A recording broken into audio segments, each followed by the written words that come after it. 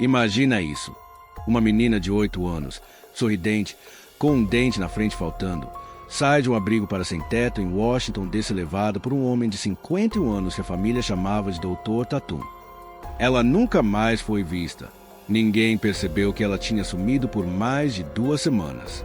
E quando finalmente perceberam, o homem que a levou já tinha matado a própria esposa e desaparecido. Esse não é um roteiro de ficção. Essa é a história real de Relisha Hood.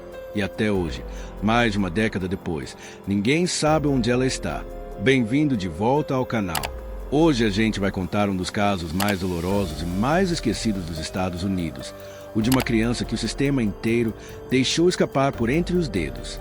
Fica até o final, porque essa história tem camadas de falhas institucionais que vão te deixar revoltado. Antes de entrar na investigação, deixa eu te apresentar Relisha, porque ela não pode ser resumida a uma estatística de criança desaparecida. Relisha Tenal Hood nasceu em 29 de outubro de 2005, em Washington, D.C. Ela era a filha mais velha de Shamika Young e tinha 3 irmãos mais novos. A vida de Relisha, desde muito cedo, foi marcada pela instabilidade. A família enfrentava dificuldades financeiras sérias e, por um bom tempo, viveu no que muita gente considerava o maior e mais precário abrigo para sem-teto da cidade, o antigo DC. General Family Shelter, instalado dentro de um hospital desativado. O lugar chegou a abrigar centenas de famílias, centenas de crianças ao mesmo tempo, num ambiente descrito depois como sujo, caótico, sem playground e com sérios problemas de segurança. Relisha estudava na Payne Elementary School, no sudeste de Washington, cursando o 2º ano do ensino fundamental. Quem convivia com ela descrevia uma menina doce, quieta, do tipo que passava despercebida numa sala cheia de gente. Ela gostava de desenhar, de brincar com os irmãos. Segundo pessoas próximas à família, sonhava com uma vida mais estável do que aquela que conhecia dentro do abrigo. E é justamente essa vulnerabilidade, essa instabilidade constante, que criou a brecha por onde tudo desmoronou. Dentro do abrigo, trabalhava um zelador chamado Khalil Malik Tatum, de 51 anos. Ele tinha uma ficha criminal extensa, com condenações por arrombamento, roubo e invasão. Apesar da existência de uma regra clara proibindo o funcionário de manterem relações pessoais com os moradores do abrigo, Tatum não seguia essa regra e ninguém o impediu. Ele começou a se aproximar de famílias que viviam ali, incluindo a de Shamika Young. Com o tempo, Tatum se tornou uma presença constante na vida de Relisha. Comprava presentes para ela. Levou a menina para ver o espetáculo Disney on Ice. Deu a ela um tablet. Relisha passou a chamá-lo de God Daddy, um tipo de padrinho afetivo. E aos poucos, a confiança da mãe cresceu tanto que ela passou a permitir que Tatum ficasse com Relisha sozinho, inclusive durante a noite, algumas vezes por semanas seguidas. Você já parou para pensar como a vulnerabilidade abre portas que nunca deveriam ser abertas? Uma família sem rede de apoio, um sistema de assistência social sobrecarregado e um homem que soube exatamente onde se encaixar. Vale entender melhor quem era esse homem. Khalil Malik Tatum já tinha passado por prisão em mais de uma ocasião ao longo da vida. Apesar da ficha criminal, ele foi contratado pelo abrigo como zelador e, segundo relatos posteriores, tinha o hábito de se aproximar demais dos moradores, adultos e crianças. Outras meninas que também viviam ali chegaram a receber presentes em dinheiro dele, embora, segundo testemunhas, ele nunca tenha se aproximado dos meninos da mesma forma. Isso, por si só, já deveria ter acendido um alerta dentro da instituição. Não acendeu. A aproximação entre Tatum e a família de Relisha, segundo pessoas próximas, começou de um jeito quase banal. As crianças do abrigo costumavam acordar cedo, antes da mãe, e desciam sozinhas até o refeitório para tomar café da manhã. Foi nesse tipo de rotina simples que o contato com Tatum foi se tornando mais frequente, até virar uma presença constante na vida de Relisha. Em 26 de fevereiro de 2014, Shamika Young pediu que Tatum cuidasse de Relisha. Foi a última vez que a família teve contato direto e verificável com a menina viva. Vamos para a linha do tempo, porque é aqui que o caso vira um pesadelo de negligência institucional atrás de negligência institucional. Relisha parou de frequentar a escola em meados de fevereiro de 2014. A princípio, ninguém levantou alarme. Quando a escola perguntou sobre as faltas, a família disse que Relisha estava sob os cuidados de um tal de Dr. Tatum. tratando de uma condição neurológica séria. A escola aceitou essa explicação por semanas, tratando boa parte das faltas como justificadas.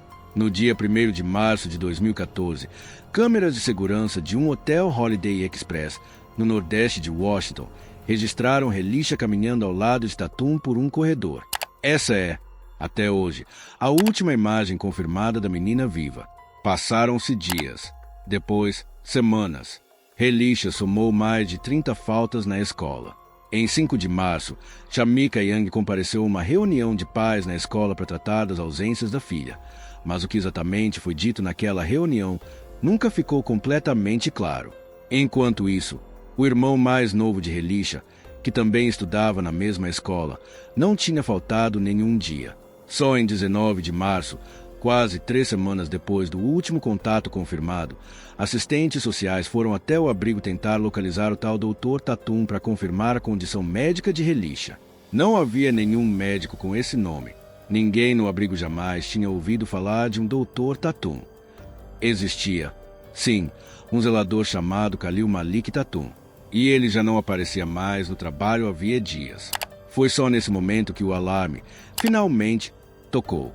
A polícia abriu oficialmente uma investigação de pessoa desaparecida em 19 de março de 2014, 18 dias depois da última vez que Relisha foi vista com segurança. 18 dias em que uma criança de 8 anos simplesmente sumiu do radar de todo mundo que deveria estar cuidando dela: a mãe, a escola, o abrigo, o sistema de assistência social. E vale lembrar, esse não era o primeiro contato da família com o Serviço de Proteção à Criança de Washington, D.C.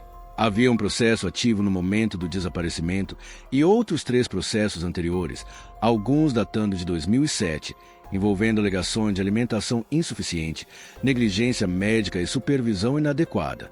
O sistema já sabia que essa família precisava de acompanhamento. E, mesmo assim, ninguém percebeu a tempo que uma criança tinha desaparecido dentro desse mesmo sistema. A partir daqui, a investigação vira uma corrida contra o tempo e as descobertas ficam cada vez mais sombrias. A polícia rapidamente identificou Khalil Tatum como uma pessoa de interesse central. E não demorou para descobrirem algo alarmante. A esposa dele, Andrea Tatum, estava desaparecida também. Em 20 de março, um dia depois do início oficial da investigação, o corpo de Andrea Tatum foi encontrado no motel Red Rufin, em Oxon Hill, no estado de Maryland. Ela tinha sido morta a tiros. A polícia emitiu um mandado de prisão contra Khalil Tatum pelo assassinato da própria esposa, e o caso de Relisha, que já era tratado com urgência, se transformou imediatamente numa caçada nacional. Testemunhas relataram ter visto Tatum e Relisha juntos em datas posteriores ao dia 1º de março, incluindo um vizinho que disse tê-los visto num prédio de apartamentos, onde Tatum teria dito que Relisha era sua sobrinha, e que ele e a esposa tinham levado a menina para algum tipo de resort. Um alerta Amber só foi emitido 18 dias depois do desaparecimento, um atraso que gerou críticas duras à forma como as autoridades trataram o caso desde o início. Enquanto isso, equipes de busca vasculhavam repetidamente os parques ao norte da cidade, incluindo Kenilworth Park e a área de jardins aquáticos próxima dali, uma região que ficaria marcada para sempre na história desse caso. Investigadores também voltaram sua atenção para dentro da própria família. As versões contadas por parentes de Relisha sobre onde ela estaria durante aquelas semanas mudavam de pessoa para pessoa e de entrevista para entrevista. Uma prima chegou a declarar publicamente, ainda em 2014, que queria entender por que Shamika contava histórias tão diferentes sobre o paradeiro da filha, sem nunca dar uma resposta clara. Shamika, por sua vez, evitava responder diretamente perguntas sobre Tatum, dizendo repetidas vezes que preferia não comentar, enquanto direcionava boa parte da sua indignação para a forma como a mídia e o governo tinham tratado o caso. Você consegue imaginar a angústia de uma busca dessas, sabendo que cada dia que passa reduz as chances de encontrar a criança com vida? Em 28 de março de 2014, buscadores encontraram o corpo de Khalil Tatum dentro de um barracão, dentro do próprio Kenilworth Park. Ele tinha morrido de um ferimento de arma de fogo auto-infligido, um suicídio. E com ele, morreu também a única pessoa que sabia, com certeza, o que tinha acontecido com Relisha Hu naquelas semanas. Nenhum sinal da menina foi encontrado no barracão. Nenhuma prova concreta do paradeiro dela apareceu junto ao corpo de Tatum. A esperança de uma resposta rápida morreu ali, junto com ele. E é exatamente esse o ponto de virada mais cruel dessa história. O momento em que o caso deixou de ter um suspeito vivo para responder por qualquer coisa. A partir da morte de Tatum, a investigação se transformou definitivamente numa corrida contra o silêncio. Sem o principal suspeito vivo, sem confissão, sem corpo encontrado, os investigadores tiveram que reconstruir uma história cheia de lacunas usando testemunhas, câmeras de segurança e a memória fragmentada de uma família que, segundo relatos da época, contava versões diferentes sobre onde Relisha estaria durante aquelas semanas. A representante da organização Black and Missing Foundation, que anos depois se envolveria diretamente na causa de Relisha, chegou a declarar publicamente acreditar que a menina pode ter sido vítima de tráfico sexual infantil. É uma possibilidade levantada por quem estuda o caso de perto, mas que, até hoje, nunca foi oficialmente confirmada nem descartada pelas autoridades. O caso de Relisha, infelizmente, também expôs uma discrepância dolorosa. Enquanto o desaparecimento de crianças brancas costumam dominar noticiários nacionais por semanas, o desaparecimento de Relisha, uma menina negra de uma família em situação de pobreza extrema, recebeu, no início, cobertura midiática limitada, majoritariamente restrita à região de Washington, D.C.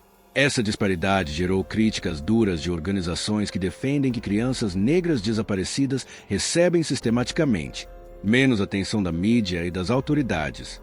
E aqui chegamos à parte mais difícil de contar. O status desse caso hoje, mais de uma década depois.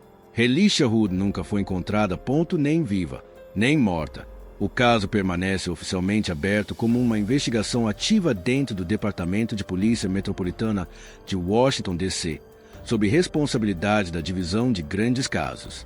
Em declarações recentes, a polícia afirmou que os detetives continuam seguindo pistas, incluindo milhares de dicas recebidas da comunidade ao longo dos anos, e reforçaram que nunca vão desistir de buscar respostas. O FBI mantém uma recompensa de $25 mil por qualquer informação que ajude a solucionar o caso. Em 2022, o Centro Nacional para Crianças Desaparecidas e Exploradas divulgou uma imagem com a progressão de idade de Relisha, mostrando como ela poderia estar hoje, já adulta. Em outubro de 2025, no que seria o 20º aniversário dela, a Black and Missing Foundation lançou um documentário em 2 partes chamado The Vanishing of Relisha Hood, a Cold Case Reexamined, numa tentativa direta de reacender o interesse público e gerar novas pistas para a polícia. A avó de Relisha, Melissa Young, nunca parou de procurar pela neta. Ela concede entrevistas, participa de buscas e caminhadas de conscientização e continua repetindo, ano após ano, a mesma frase, que ela só quer saber a verdade, seja qual for. Investigadores particulares também continuam envolvidos no caso. Um deles, contratado de forma independente, ainda hoje bate de porta em bairros próximos ao Kenilworth Park, distribuindo panfletos com a imagem envelhecida de Relisha, na esperança de que alguém, em algum lugar, se lembre de alguma coisa. Segundo dados do próprio Departamento de Polícia, cerca de 2.000 crianças são registradas como desaparecidas todos os anos só em Washington, D.C.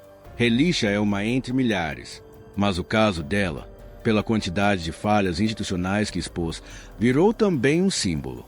Depois do desaparecimento, o governo do distrito conduziu uma revisão interna sobre como diferentes agências, escola, abrigo e assistência social lidaram com o caso, e essa revisão recomendou mudanças significativas na forma como o sistema deveria acompanhar crianças em situação de vulnerabilidade extrema.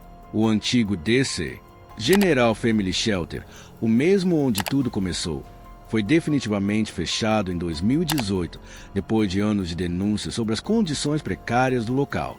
Mas nenhuma reforma no sistema devolve Relisha para a família dela. Esse caso me atinge de um jeito diferente, porque não existe um vilão só. Existe uma sequência inteira de pessoas e instituições que deveriam ter percebido antes. A escola que aceitou faltas demais sem verificar. O abrigo que não afastou um funcionário que quebrava as próprias regras da instituição. O sistema de assistência social que já tinha histórico com essa família, mesmo assim, não conseguiu proteger a criança mais vulnerável dela. E claro, o homem que se aproveitou de tudo isso. Relisha tinha 8 anos. Ela devia estar terminando a faculdade agora, talvez começando a trabalhar. talvez com planos para o futuro. Em vez disso, o nome dela vira, ano após ano, uma data de aniversário sem festa, uma pergunta sem resposta, um cartaz com o rosto envelhecido artificialmente por um computador, tentando imaginar quem ela seria hoje. Se você mora em Washington, DC ou já morou perto de lá, e algum detalhe desse caso te lembrar de alguma coisa, por menor que seja, existe uma recompensa ativa esperando por informações, e a família de Relisha ainda espera por uma resposta, depois de mais de uma década de silêncio. Se essa história te tocou, eu peço um favor. Se inscreve aqui no canal, deixa o like e, principalmente, compartilha esse vídeo. Casos como o de Relisha sobrevivem justamente porque as pessoas continuam falando sobre eles, continuam mantendo o nome vivo. Enquanto tiver gente perguntando onde está Relisha Hood, esse caso não vira estatística esquecida.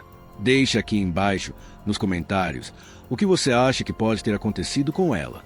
E se você notou algum detalhe que eu não mencionei, também me conta, porque cada informação, por menor que pareça, importa nesses casos. Obrigado por assistir até aqui. A gente se vê no próximo caso.